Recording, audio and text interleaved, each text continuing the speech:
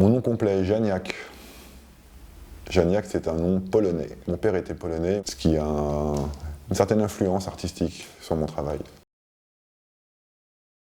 Waouh! Alors de quoi j'ai peur? J'ai peur de moi en fait. Voilà, j'ai pas peur de la mort, j'ai pas peur de l'avenir, j'ai pas peur de... En fait, j'ai peur de rien sauf de moi. J'ai accepté ma part d'ombre, je la connais bien, et je la juge pas. C'est-à-dire que je suis pas là à la condamner. Pour moi, il n'y a pas de mal, il n'y a pas de bien. Cette part, oui, de temps en temps, elle prend le dessus. Il y a toujours une petite peur quand même qui est là. Elle peut être très puissante, elle peut vraiment être comme une vague qui prend le dessus tout d'un coup sur tout le reste. Donc cet abandon, en fait, c'est un abandon de contrôle, me fait peur. Parce que j'aime bien contrôler les choses. Mais en opposition à la peur, il y a le cœur. Donc le cœur est là pour rétablir le rapport au monde, le rapport à soi-même, le rapport aux autres. Voilà, j'essaye de lutter contre cette peur avec mon cœur, en fait. Et le cœur a énormément de force et de courage. Et lui, il a peur de rien, par contre. Après, d'analyser, en fait, le résultat de ce petit jeu psychologique, mais aussi spirituel, quoi. Voilà. Donc ça m'intéresse pas mal, cette recherche. 56. Ouais. Mais je les fais pas. C'est ce qu'on me dit.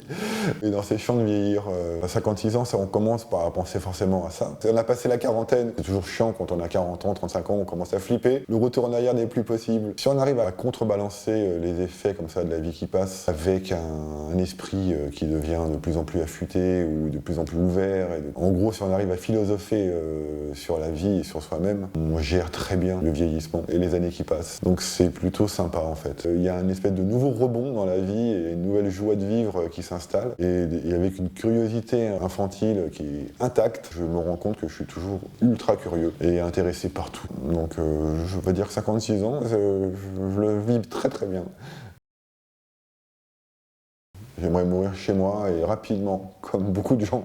Pas très original cette réponse. Avant tout, j'aimerais mourir sereinement, c'est-à-dire avoir pu régler tous mes problèmes, tout ce qui me fait du mal sur cette planète, enfin tout ce qui me fait souffrir, ne plus avoir de colère en moi, de peur. Si on arrive à retirer la colère et la peur déjà, avant de mourir, c'est déjà génial, quoi. C'est pas très grave en fait la mort. On change d'enveloppe, on change de vie, mais c'est pas du tout une fin. Donc, par contre, l'attachement aux gens qu'on aime, l'attachement à la nourriture, à tous les plaisirs terrestres, et crée énormément de souffrance. La mort, de ce point de vue-là, est très douloureuse. Visiblement, on a toujours le choix après la mort. C'est-à-dire que si on a compris que tous ces rêves, ces désirs, ces attachements à la matière sont une illusion, on arrive à se détacher de cette souffrance et à aller vers la lumière et à pouvoir permettre à l'âme de se libérer et de continuer son voyage. Si l'attachement et la douleur et la colère est très forte, après la mort, ces émotions-là peuvent se manifester sous forme de monstres, de visions terrifiantes qui vont pousser l'âme et la conscience à se réfugier dans la matière à nouveau et réincarner et à continuer le cycle infini comme ça des réincarnations. Autant mourir préparé, quoi. Aujourd'hui, on a effacé la mort. Toutes les civilisations occidentales et modernes veulent effacer la mort de la vie. C'est pas en minimisant la mort qu'on va pouvoir vivre une vie décente, quoi.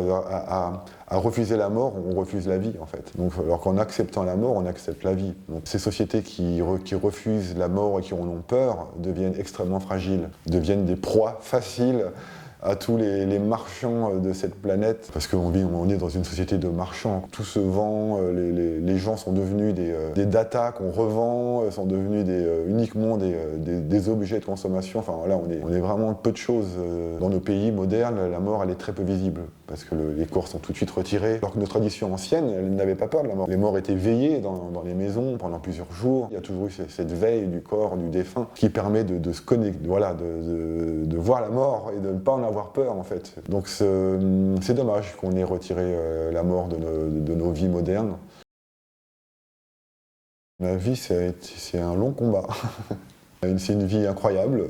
Pour rien au monde, je voudrais changer de vie. J'ai quand même une vie très très dense, et beaucoup de chance. Une vie qui pourrait faire 5 vies au moins. Un arbre, la graine, quand elle tombe, le tombe là où il doit tomber. Si la terre est pas bonne ou si les conditions, il va pas pousser. Mais s'il pousse, ça veut dire qu'il pousse là où il devait pousser. Déjà de naître, c'est un miracle. C'est déjà le premier miracle de la vie, quoi. C'est déjà une chance exceptionnelle.